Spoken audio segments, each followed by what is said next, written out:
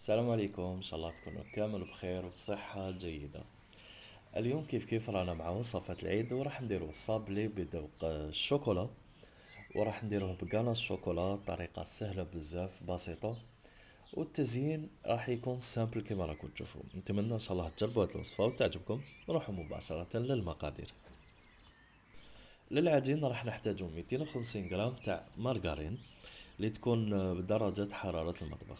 نحتاجو 100 غرام تاع سكر جلاس، 100 غرام تاع مايزينا، زوج مغارف كبار تاع كاكاو تقريبا 40 غرام، ونسحقو زوج صفار تاع البيض. نحتاجو تانيك عطر الفانيليا اون بودر ولا ليكيد كيما تحبو، ورشة تاع الملح. ونسحقو في الاخير الفرينة اللي راح نطمو بها العجين تاعنا، ونروحو نتكلو على ربي نبداو الصابلي.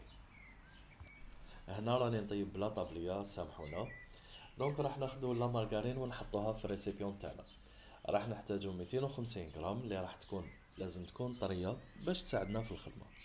نحطوها في الريسيبيون تاعنا بهذا الشكل.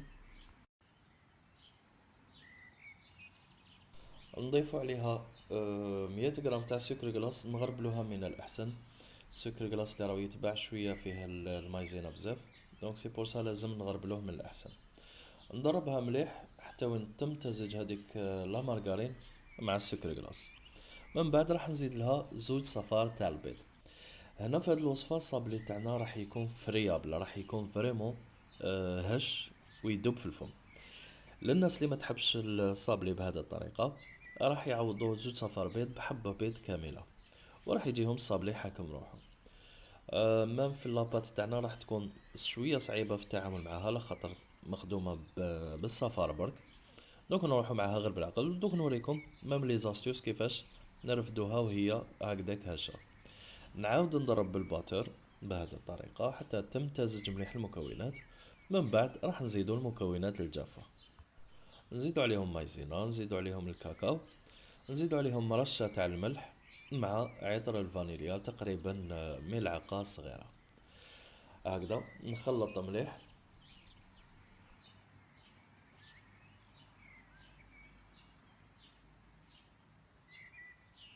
هنا نبداو نزيدو ولا نضيفو الفرينة تدريجيا.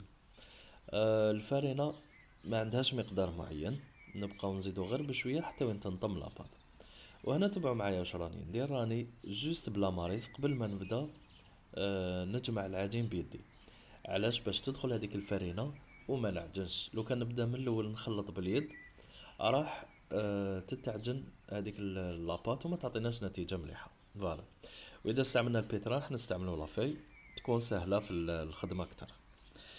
الان راح نستعمل اليد تاعي كي تكون قريب تكفي الفرينة، ونزيدها تدريجيا حتى وين تنطم لاباط.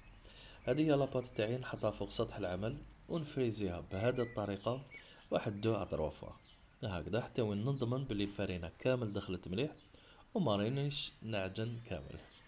نعاود نطم لاباط نخليها ترتاح في الثلاجة لمدة 20 دقيقة من الأحسن. ما بين لاباط تاعنا راهي ترتاح نروحو نخدمو الكاناج اللي راح يكون سهل بزاف. عندنا 300 غرام تاع الشوكولا.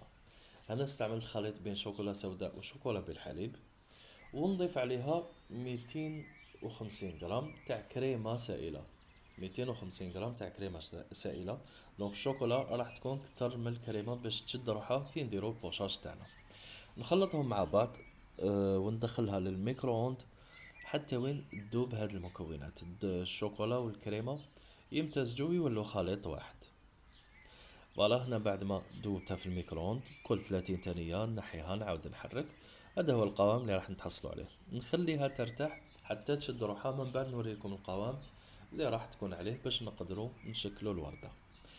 وهنا نعاودوا نولوا لاباط تاعنا بعد ما ارتاحت، نفتحوها بين زوج ورقات دو بابي كويسون من الأحسن. السمك تاعها يكون رقيق شوية تقريبا 4 مليمتر هكذاك، ونطبعها بالطابع تاع الصابلي هذا العادي هكذا.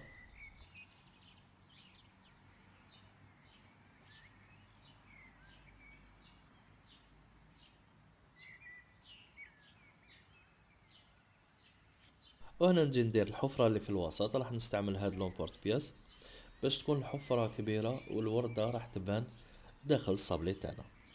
هكذا نطبع ونحي الزايد ومنعاود نطم لاباط اللي قعدت ونفتحها ونخدم بها عادي، ما راح تتكمش، ما راح يتغير الشكل تاعها، راح تخرج الحبات قد بعضها.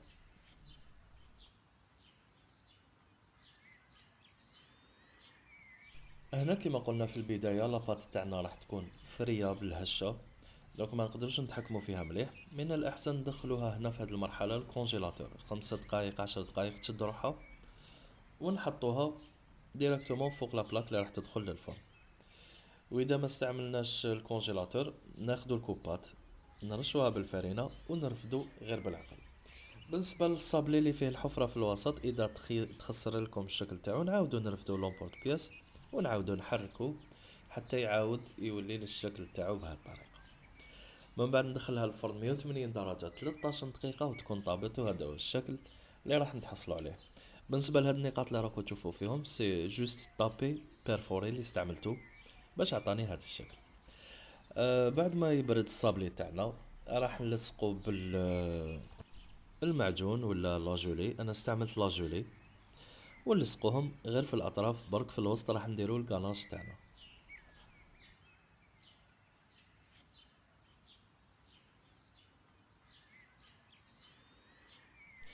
هنا شوفوا الكاناش تاعنا كيفاش ولات. هذا هو القوام اللي نتوقفوا فيه ونستعملوا لابوش. هذه هي لادوي اللي استعملتها، دونك نعمروها ونروحو نبوشيو لي روزاس تاعنا. بالنسبه للكالاج ما لازمش تطول فوق هكذا، لا خاطر راح تزيد تيبس، وإلا يبست راح تضطروا تعاودوا تذوبوها باش تعاودوا تستناو القوام التاني. هكذا ونديرو دي روزاس سامبل بهذه الطريقه حتى نكمل كامل الحبات اللي قعدونا.